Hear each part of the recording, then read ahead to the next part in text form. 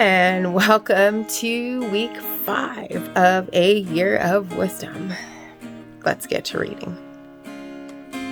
For the second month, we will be in the HCSB version.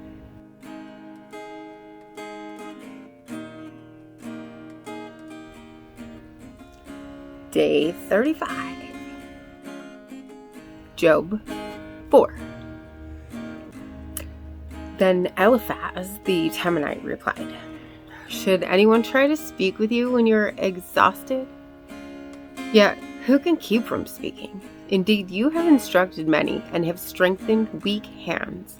Your words have steadied the one who was stumbling and braced the knees that were buckling. But now that this has happened to you, you have become exhausted. It strikes you and you are dismayed. Isn't your piety your confidence and the integrity of your life your hope? Consider, who has perished when he is innocent? Where have the honest been destroyed? In my experience, those who plow injustice and those who sow trouble reap the same. They perish at a single blast from God and come to an end with the breath of his nostrils. The lion may roar and the fierce lion growl, but the fangs of young lions are broken. The strong lion dies if it catches no prey, and the cubs of the lioness are scattered. A word was brought to me in secret. My ears caught a whisper of it. Among unsettling thoughts from visions in the night, when deep sleep descends on men, fear and trembling came over me and made all my bones shake.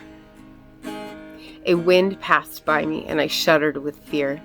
A figure stood there, but I could not recognize its appearance. A form loomed before my eyes. I heard a quiet voice. Can a person be more righteous than God, or a man more pure than his Maker? If God puts no trust in his servants and he charges his angels with foolishness, how much more those who dwell in clay houses, whose foundation is in the dust, who are crushed like a moth. They are smashed to pieces from dawn to dusk. They perish forever while no one notices.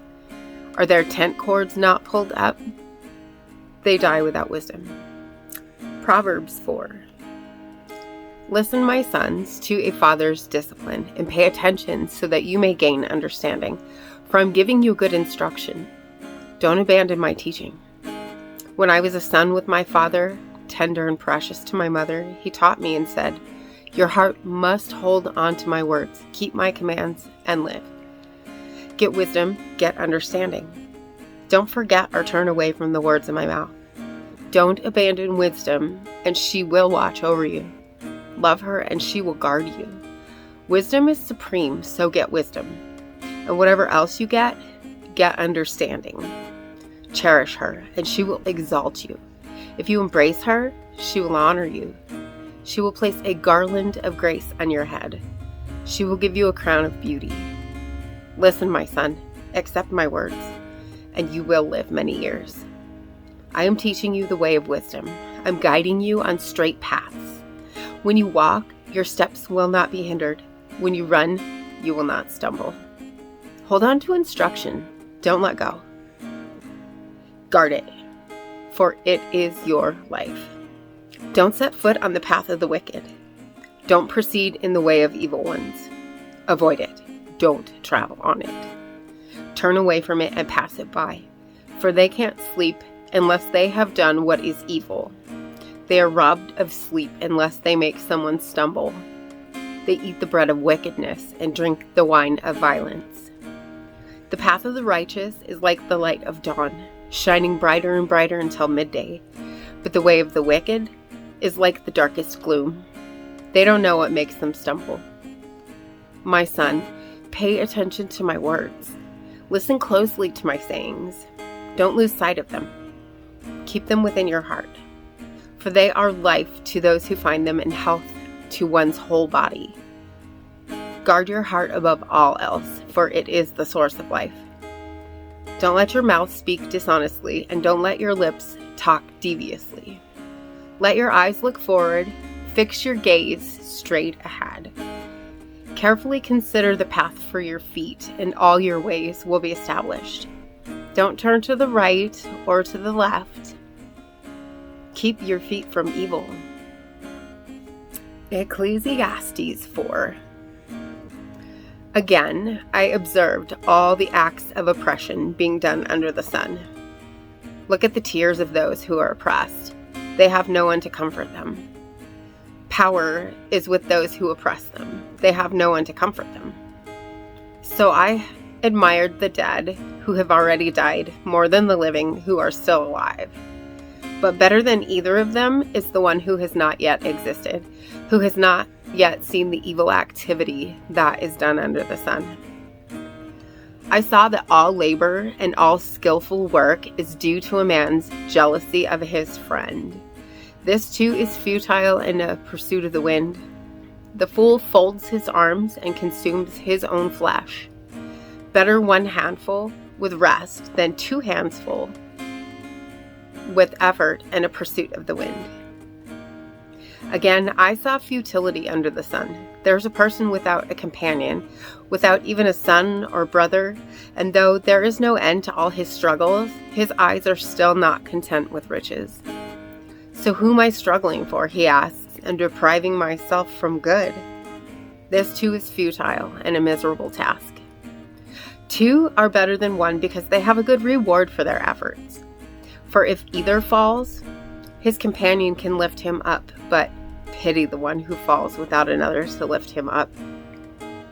Also, if 2 lie down together, they can keep warm. But how can one person alone keep warm? And if someone overpowers one person, 2 can resist him. A cord of 3 strands is not easily broken. Better is a poor but wise youth than an old foolish king who no longer pays attention to warnings. For he came from prison to be king, even though he was born poor in his kingdom. I saw all the living who move about under the sun follow a second youth who succeeds him. There is no limit to all the people who were before them, yet those who come later will not rejoice in him. This too is futile and a pursuit of the wind. And once again, thank you for being here, and hit the subscribe button right there. And I will see you tomorrow night. Blessings.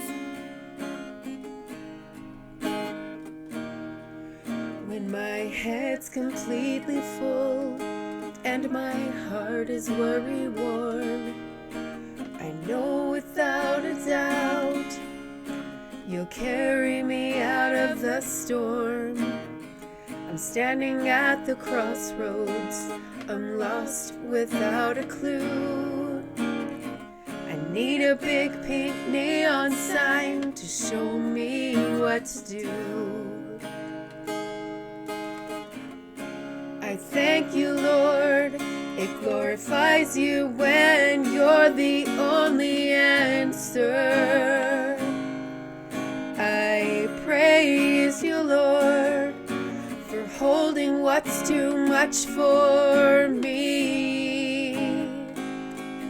And I'm amazed by you, Lord, because nothing's too big and nothing's too small to lay at your feet. I want to thank you, Lord, for believing in me.